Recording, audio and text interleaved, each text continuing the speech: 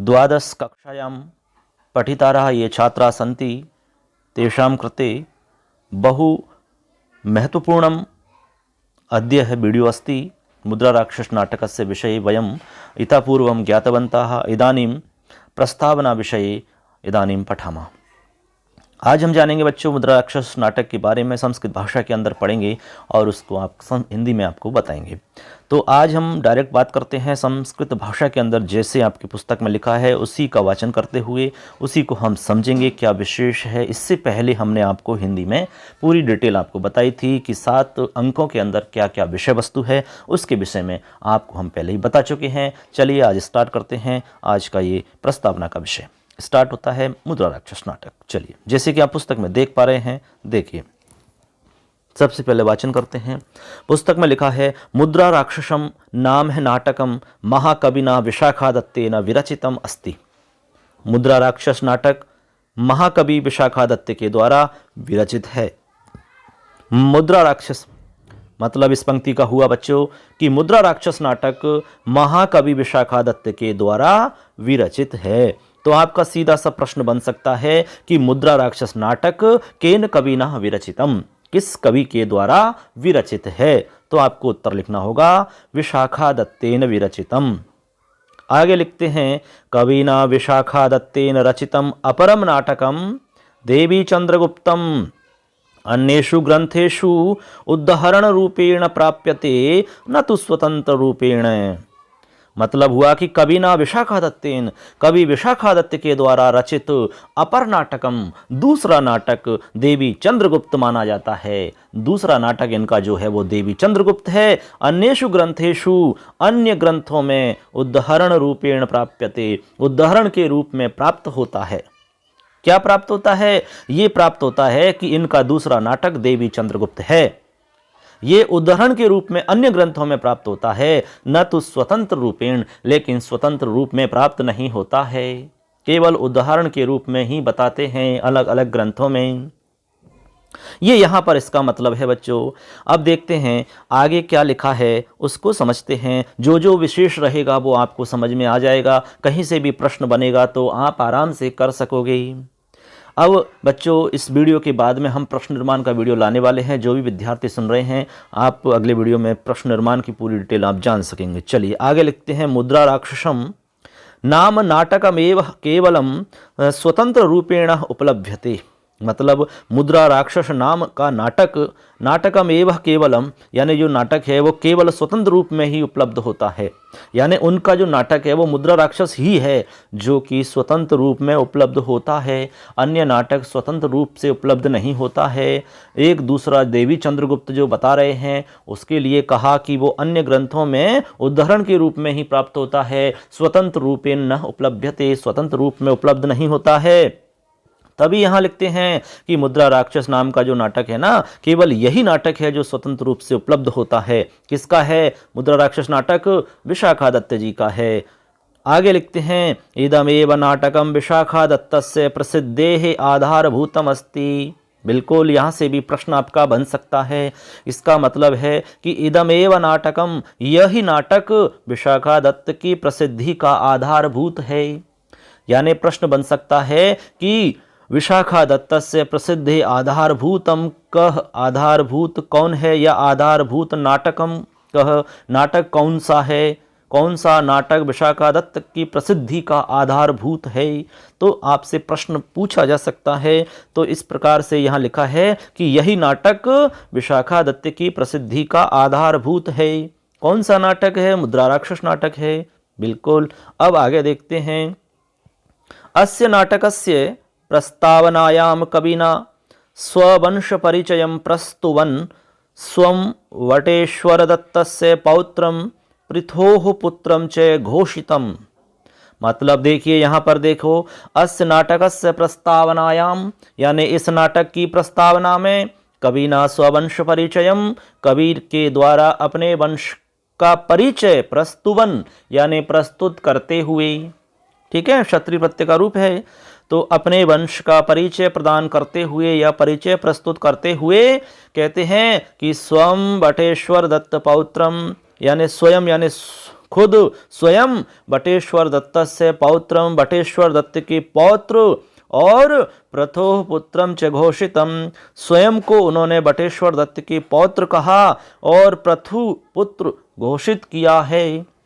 उन्होंने कहा कि प्रथु पुत्र हूँ और बटेश्वर दत्त का पौत्र हूँ, ऐसी उन्होंने घोषणा की है। ये प्रस्तावना में इस प्रकार से उन्होंने लिखा है। तो किसके पुत्र हुए? प्रथु पुत्र, यानी प्रथु के पुत्र और बटेश्वर दत्त के पौत्र, ऐसी उन्होंने घोषणा की है। अब आगे एक पंक्ति इसी के विषय में लिखी हुई है, देखिए यहाँ से लिखते हैं, अद्य सामंत बटेश्वर दत्त पौत्रस्य महाराज पदभाक प्रथुसूनोः कवेर विशाखा दत्तस्य कृते मुद्रा राक्षसम नाम नाटकम नाटयितव्यम।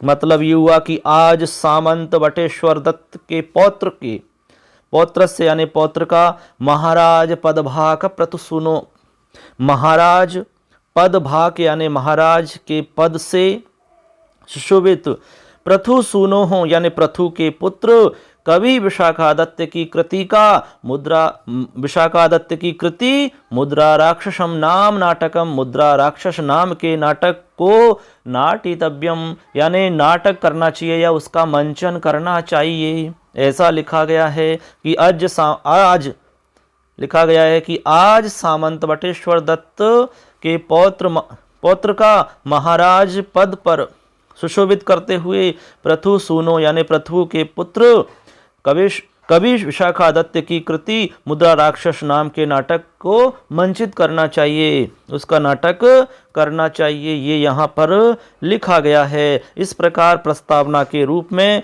यहाँ पर उस नाटक के विषय में बताया गया है, कुछ संकेत यहाँ पर प्राप्त होते हैं। आगे लिखते हैं, परंतु इतिहासे वटेश्वर दत्त है नामकस्य अथवा पृथुः नामकस्य राज्ञः वर्णनम न प्राप्यते। किंतु लिखते हैं कि परंतु इतिहास में बटेश्वर दत्त नामकस्य यानी नामक, अथवा पृथुः नामकस्य राज्ञः यानी बटेश्वर नामक और पृथु नाम के राजाओं का वर्णन प्राप्त नहीं होता है, राजा का वर्णन प्राप्त नहीं होता है। कौन कौन से राजाओं का? बटेश्वर दत्त के नाम के राजा का, पृथु नाम के राजा का वर्णन प्राप्त नहीं होता है इतिहास में। ये बात भी यहाँ पर लिखी गई है, इसलिए लिखते हैं, अतएव विशाखा दत्त विषये स्पष्ट रूपेण कश्चिदपि निर्णय संभवा नास्ति। इसलिए कहते हैं कि विशाखा दत्त के विषय में स्पष्ट रूप से कुछ भी निर्णय संभव नहीं है, ठीक है ना। इसलिए विशाखा दत्त के विषय में कुछ भी निर्णय संभव नहीं रूप से कुछ भी नहीं कहा जा सकता है। स्पष्ट रूपेण किमपि वक्तुम न समर्थाः, इसलिए कुछ भी हम स्पष्ट रूप से नहीं कह सकते हैं, क्योंकि इतिहास में इनके विषय में ज़्यादा कुछ प्राप्त नहीं होता है। अग्रे चलामा, आगे लिखते हैं, मुद्रा राक्षसस्य रचना काल गणना प्रसंगे मतत्रयम विद्यते। मतलब मुद्रा राक्षस की रचना काल गणना के प्रसंग में, रचना काल की गणना के प्रसंग में मतत्रयम विद्यते यानी 3 मत विद्यमान हैं, यानी 3 मत प्राप्त होते हैं। किस विषय में बच्चों? मुद्रा राक्षस की रचना काल की गणना के विषय में 3 मत प्राप्त होते हैं। अब वो 3 मत कौन कौन से हैं, चलो देख लेते हैं। 3 मत कौन कौन से प्राप्त होते हैं? तो सबसे पहले लिखते हैं, अस्य भरत वाक्ये यानी अंतिम श्लोके, लिखा है कोष्टक में, अस्य भरतवाक्ये अंतिम श्लोके दंती वर्मा अवंती वर्मा चंद्रगुप्त इति पाठैः त्रीणि अपि मतानि पुष्णन्ति आचार्य रामचंद्र मिश्रेण एव उल्लेखः कृतः। आगे लिखते हैं कि इसके भरत वाक्य में यानी अंतिम श्लोक में दंती वर्मा एक हो गया, अवंती वर्मा और चंद्रगुप्त इति पाठई इन पाठों के द्वारा त्रीणी अपि मतानि पुष्णन्ति यानी इन तीनों मतों की यहाँ पर चर्चा की जाती है, तीनों मतों के विषय में यहाँ पर बताया जाता है। आगे लिखते हैं, आचार्य रामचंद्र मिश्रेण एव उल्लेखः कृतः, आचार्य रामचंद्र मिश्र के द्वारा ही उल्लेख किया गया है। किसके द्वारा उल्लेख किया गया है? आचार्य रामचंद्र शुक्ल के द्वारा ही उल्लेख किया गया है। अब क्या उल्लेख है आगे देखते हैं, आगे क्या लिखा है बच्चों। जो जो लिखा है उसको समझ लेना है अच्छे से। कोई भी प्रश्न आता है तो आप आराम से कर सकते हो, कहीं दिक्कत नहीं है। आगे देखते हैं। दंती वर्मा दक्षिण देशे पल्लव नरेशो ही 720 तमे ख्रीष्टावधे भूमिं प्रशासत, परंतु अस्मिन् समये मलेच्छोपद्रवः नासीत् इति भरतवाक्यं न अवनवेति। दंती वर्मा दक्षिण देश में, दंती वर्मा जो है वो दक्षिण देश में पल्लव नरेशो ही, यानी दंती वर्मा दक्षिण देश में पल्लव नरेश ही, पल्लव नरेश 720 ईस्वी में भूमि प्रशासता, यानी भूमि पर प्रशासन किया, उन्होंने शासन चलाया अपना। परंतु अस्मिन समय, इस समय, परंतु इस समय मलेच्छ लोगों का उपद्रव नहीं था। मलेच्छ जो लोग थे उनका यहाँ पर आतंक नहीं था, उनका उपद्रव नहीं था। इति भरतवाक्यम न अन्वेति, ऐसा भरतवाक्य में न अन्वेति, अन्वय नहीं है। इस प्रकार की बात को यहाँ पर अन्वित नहीं किया गया है भरतवाक्य में। तो ये इस पंक्ति का मतलब है। तो जो जो लिखा है उसी को हम यहाँ पर आपको समझा रहे हैं। इससे पहले हमने पूरी डिटेल बताई थी कि प्रथम अंक में क्या है, द्वितीय अंक में क्या है, 7 अंकों के बारे में डिटेल बताई थी। वो यदि वीडियो देखा होगा तो आराम से समझ पाओगे। इसमें भी आपको हम बता रहे हैं। आगे देखते हैं बच्चों। चंद्रगुप्त 375 से 413 ख्रीष्टावधे काले आसीत् इति तस्मिन्नेव काले विशाखादत्तस्य समयः इति जायसवालः। कोष्टक में लिखते हैं इदमपि मतम न तथ्यम यतः चंद्रगुप्त कालात् 50 वर्षतः परतः हूणानाम आक्रमणम अजायतः अतो न भरतवाक्य संगति ही। अब देखो यहाँ पर समझाते हैं क्या, देखिए लिखते हैं कि द्वितीय चंद्रगुप्त जो हुए हैं वो 375 से 413 ख्रीष्टावधे काले आसीत, यानी इस बीच में थे।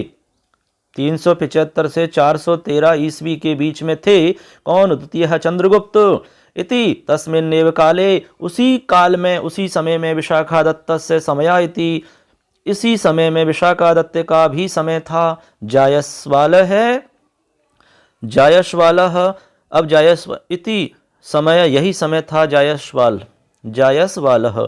फिर कहते हैं, उसको स्पष्ट करते हैं कि इदम अपि मतम न तथ्यम, यानी यह मत भी तथ्य नहीं है, क्योंकि चंद्रगुप्त कालात, चंद्रगुप्त के समय से 50 वर्ष तक से, चंद्रगुप्त के काल से लेकर 50 वर्ष से परतः, यानी आगे हूणा नाम आक्रमणम अजायतः, हूणा नाम आक्रमण यानी हूणों के आक्रमण को अजायतः, ठीक है। अजायता का मतलब होता है जीता, ठीक है।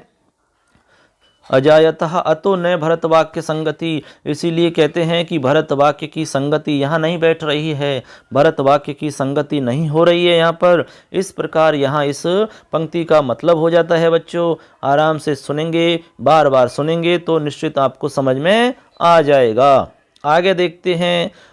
अवंती वर्मा एकः काश्मीरकाः अपरश्च कान्यकुब्ज शासिताः मौखरी वंश, यानी अवंती वर्म जो है एक काश्मीरक है, यानी कश्मीर का है, काश्मीर का, और अपरश्च कान्यकुब्ज शासिता मौखरी वंश है, और एक दूसरा जो है वो कान्यकुब्ज शासित मौखरी वंश कहलाता है, यानी मौखरी वंश से संबंधित है। ये यहाँ पर इस पंक्ति का मतलब हो जाता है। आगे लिखते हैं। अस्यैव पुत्रो गृहवर्मा महाराज हर्षवर्धनस्य भगिनीं राजश्रियं परिणीतवान। कहते हैं कि अस्यैव पुत्रो, इसी का पुत्र गृहवर्मा महाराज हर्षवर्धन की बहन राजश्रिय को परिणीतवान, उसने उसके साथ में विवाह किया, उससे शादी करता है गृहवर्मा। किसके साथ? हर्षवर्धन की बहन राजश्रिय के साथ में परिणीतवान विवाह हुआ। आगे लिखते हैं। अस्यैव समये, इसी समय विशाखादत्तः मुद्रा राक्षसं विरचितवान, इसी समय विशाखादत्त ने मुद्रा राक्षस की रचना करी। इसी समय विशाखादत्त ने मुद्रा राक्षस की रचना करी, रचितवान। इति मतमेव, यह मत ही इतिहास समर्थितम, यही मत इतिहास का समर्थित है। यतः यानी क्योंकि अस्मिन्नेव काले, इसी समय में हूनानाम उपद्रवाः, हून जो थे उनका उपद्रव था, और पश्चिमोत्तर भारते, पश्चिम उत्तर भारत में अजायताः, वो जीते यानी उन्होंने जय प्राप्त करी। आगे लिखते हैं इयम घटना, यह घटना, ठीक है, 582 ख्रीष्टाब्दे समीपे जाता, यह घटना लगभग 582 ईस्वी के समीप में हुई। ठीक है, आगे लिखते हैं अतः मुद्रा राक्षसस्य प्रणयन कालः षष्ठ शताब्दी सिद्धयति, इसीलिए मुद्रा राक्षस का प्रणयन काल जो है, प्रणयन का जो समय है वो 6ठी शताब्दी सिद्ध होता है। कौन सी शताब्दी सिद्ध होता है? 6वीं शताब्दी सिद्ध होता है। फिर आगे लिखते हैं प्रायेण बहुवी विद्वद्भिः विशाखादत्तस्य अयमेव कालः समर्थ्यते, प्राय बहुत सारे विद्वानों के द्वारा विशाखादत्तस्य अयमेव काला, विशाखादत्त का यही समय सिद्ध होता है, इसी का समर्थन करते हैं। अधिकतर विद्वानों के द्वारा इसी समय का समर्थन किया जाता है। तो ये तो अभी हमने देखा बच्चों, इसमें हमने डिटेल देखी कि क्या प्रस्तावना है इस मुद्रा राक्षस के विषय में, क्या कुछ इतिहास से संबंधित कुछ तथ्य हैं उनके विषय में हमने बात की थी। अब इसमें हम संक्षिप्त में ज़्यादा डिटेल से नहीं बताएंगे क्योंकि इससे पहले हम ऑलरेडी बता चुके हैं आपको। तो आप यहाँ पर कथानक देख लीजिए, उसके बाद में 7 अंकों की डिटेल आपको संस्कृत में बता देंगे। इससे पहले भी हम आपको बता चुके हैं, इसमें यही खास रहेगा। और बाद में हम लौकिक साहित्य के जो प्रश्न आपको बनाएंगे उसमें आपको सारी डिटेल मिल ही जाएगी। तो देखो कथानक में आपको संक्षिप्त में बता देते हैं। मुद्रा राक्षसम संपूर्ण संस्कृत साहित्य एका विलक्षण नाट्य कृति विद्यते, मुद्रा राक्षस संपूर्ण संस्कृत साहित्य में एक विलक्षण नाट्य कृति है। सिंपल सा है। आगे लिखते हैं सप्तसु अंकेषु इदम नाटकम राजनीति प्रधानम कूटनीति समाविष्टः चास्ति। अब यहाँ से एक प्रश्न अभी आपका जो मॉडल पेपर 2021 का बनाया गया है माध्यमिक शिक्षा बोर्ड की तरफ से, वहाँ पर ये प्रश्न पूछा गया कि मुद्रा राक्षस में कितने अंक हैं। मुद्रा राक्षस नाटक के कति अंकः सन्ति या कति अंकेषु विभक्तः अस्ति, तो आपको लिखना होगा सप्त अंकेषु। तो यहाँ से प्रश्न आया था बच्चों, कहीं से भी प्रश्न बन सकता है। तो यहाँ पर लिखा है सप्तसु अंकेषु इदम नाटकम राजनीति प्रधानम कूटनीति समाविष्ट चास्ति, 7 अंकों में विभक्त यह नाटक राजनीति प्रधान और कूटनीति से समाविष्ट है। फिर आगे लिखते हैं, देखिए इसके बाद में जो इसमें आगे इंपॉर्टेंट चीज़ें हैं उनको भी समझते हैं। देखिए यहाँ से अस्य कथावस्तु यानी इसकी कथावस्तु क्लिष्टा कूटनीति युक्ता चास्ति, यानी इसकी कथावस्तु क्लिष्ट और कूटनीति से युक्त है, क्योंकि इसमें आपने देखा होगा किस प्रकार से चाणक्य राजनीति के द्वारा, किस प्रकार से राजनीति के खेल के माध्यम से राक्षस को अपना बना लेता है। आगे है अस्मिन् नाटके चाणक्यः मगधराजस्य नन्दस्य मंत्रिणाः राक्षसस्य च मुद्रायाः विविधानि कार्याणि करोति। इस नाटक में चाणक्य मगधराज नंद के मंत्री राक्षस की मुद्रा के द्वारा विविध कार्यों को कैसे करता है, ये इसमें मुख्य रूप से बताया गया है। उसकी मुद्रा की सहायता से वो कूटपत्र लिख करके किस प्रकार से फूट डालता है, ये राजनीति के विषय में यहाँ बताया गया है। आगे लिखते हैं अतएव इसीलिए मुद्रा राक्षसम नाम सार्थकम अस्ति, इसलिए इसका नाम मुद्रा राक्षस सार्थक होता है क्योंकि मुद्रा के माध्यम से ही यहाँ पर विविध प्रकार के कार्यों को चाणक्य करता है, इसीलिए इसका नाम मुद्रा राक्षस ऐसा कहा गया है। अंकानुसारेण कथानकम संक्षेपेण एव अस्ति, अंकों के अनुसार यहाँ पर कथानक संक्षिप्त में इस प्रकार से है। हालांकि हम हिंदी में पहले बता चुके हैं, एक बार आप ऐसे ही संक्षिप्त में समझ लो, ज़्यादा कुछ आपको डिटेल से बताने की आवश्यकता नहीं है। सबसे पहले प्रथमो अंक, इसका जो प्रथम अंक है उसमें देखिए क्या मिलेगा आपको, नांदी पाठ प्रस्तावनानंतरम चाणक्यस्य प्रवेशः भवति। नांदी पाठ और प्रस्तावना के बाद में, नांदी पाठ होता है उसके बाद में प्रस्तावना होती है नाटक के अंदर, उसके बाद में चाणक्यस्य प्रवेशः भवति, उसके बाद में चाणक्य का प्रवेश होता है।